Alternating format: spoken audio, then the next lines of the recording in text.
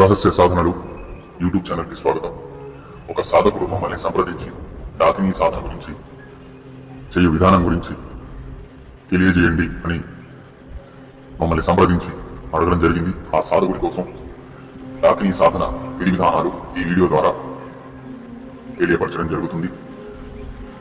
అలాగే మా యూట్యూబ్ ఛానల్ను సబ్స్క్రైబ్ చేసుకొని సాధకులు ఉన్నట్లయితే మా ఛానల్ను సబ్స్క్రైబ్ చేసుకొని, అలాగే ఈ వీడియో కనుక నచ్చినట్లయితే లైక్ చేసి అందరికీ షేర్ చేయండి.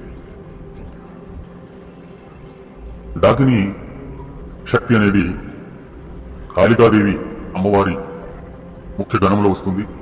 డాకినీ శక్తి చాలా ప్రచండ శక్తి, అలాగే చాలా భయంకర శక్తి, చాలా ఉగ్ర శక్తి కూడా.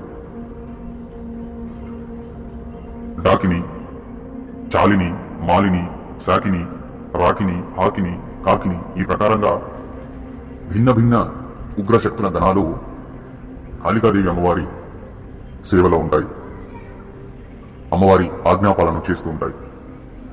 అయితే మనం డాకినీ శక్తి గురించి తెలుసుకోవాల్సిన ముఖ్యమైన విషయాలు ఏమిటంటే, ఈ శక్తి ఏదైనా వ్యక్తికి సంబంధించిన సమాచారాన్ని అందించడంలో, అంటే ఒక రకంగా కర్ణ విద్య అనుకోండి. అలాగే ఈ డాకిని సిద్ధి చేసుకున్న సాధకుడికి సర్వ కార్యాలు కూడా చేసి పెడుతుంది. వశీకరణం, ఉచ్చారణం, విద్వేషణం, సకల కార్యాలు.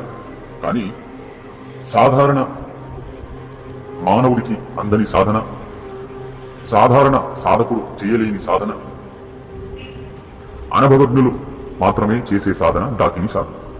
డాకినీ సాధన అనేది తొలి దశలో, సాధన ప్రపంచంలో వెళ్లే వాళ్ళు తొలి దశలోనే ఈ సాధన చేయకూడదు. కారణాలు చాలా ఉంటాయి. ఎందుకంటే ఇది ఇంట్లో చేసుకునే సాధన కాదు.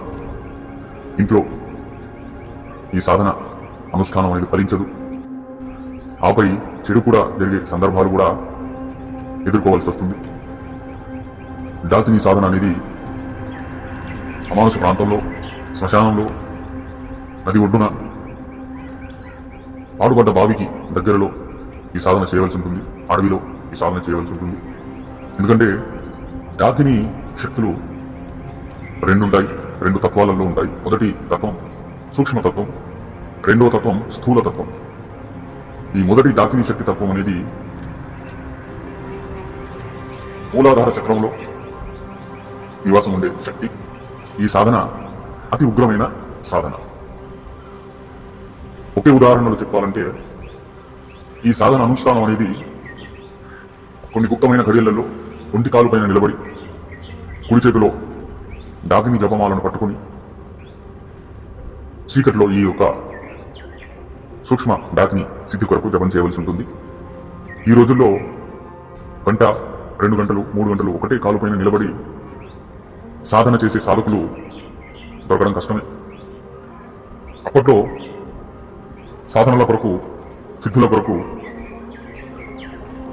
మీరు గమనించినట్లయితే రావణాసురుడు 30 సంవత్సరాలకు పైగా తపస్సు చేశాడు. అలాగే కలియుగంలో కూడా ప్రస్తుతం అక్కడక్కడ 10 సంవత్సరాలు కూడా తపస్సు చేసేవాళ్ళు ఉన్నారు. వీరందరూ సమాజానికి దూరంగా ఉంటారు. కానీ ఈ ప్రస్తుత ఈ భౌతిక జీవితంలో, ఈ సమాజంలో ఇలాంటి ఉగ్ర సాధనలు చేయాలంటే సాధకుడికి గురుబలం అనేది తప్పనిసరి. అయితే ఈ సూక్ష్మ డాకినీ సిద్ధి అనేది ఒంటికాలు పైన నిలబడి చేసుకునే సిద్ధి. అలాగే స్థూల డాకిని భ్రమణం చేస్తూ ఉంటుంది. స్వేచ్ఛగా స్థూల డాకిని ఒక చోట నుంచి మరో చోట భ్రమణం చేస్తూ ఉంటుంది. ఈ స్థూల డాకిని సాధనలో సాధకుడు అమానుష ప్రాంతంలో గాని, పాడుబడ్డ బావి దగ్గర కావచ్చు, ఏవైనా పాడుబడ్డ ప్రాంతాలలో కావచ్చు, నది ఒడ్డున కావచ్చు, శ్మశానానికి దగ్గరలో కావచ్చు, ఈ అనుష్ఠానం చేయవలసి ఉంటుంది. ఈ అనుష్ఠానం చేసే సాధకుడు సాధన ప్రపంచంలో కనీసం దశమహావిద్యలలో ప్రథమ మహావిద్య కాళికాదేవి అమ్మవారి సిద్ధి సాధకుడై ఉండాలి, సిద్ధి కలిగిన సాధకుడై ఉండాలి. ఎందుకంటే కాళికాదేవి అమ్మవారి ఆజ్ఞాపాలన చేసే ఉగ్రశక్తులలో, ప్రచండ శక్తులలో డాకినీ శక్తి కూడా ఉంటుంది. ఈ డాకినీ శక్తి పెద్ద పెద్ద వెంట్రుకలతో భయంకరంగా నల్లటి ఛాయారూపంలో ఉంటుంది. అలాగే అతి ఉగ్రమైన శక్తి కూడా. గురుబలం ఉన్న సాధకులు మాత్రమే ఈ సాధన చేయగలుగుతారు. మీరు ఇంట్లో ఈ సాధన చేయడానికి వీలుండదు. సిద్ధి కూడా కాకపోగా అపాయం కూడా జరిగే అవకాశాలు ఉంటాయి. ఈ సాధన బయట చేయవలసి ఉంటుంది. అది కూడా ఘడియ అమావాస్య రోజు మీరు ఈ సాధనను ప్రారంభించాలి. పౌర్ణమి రోజు ఈ సాధనను ముగించాలి.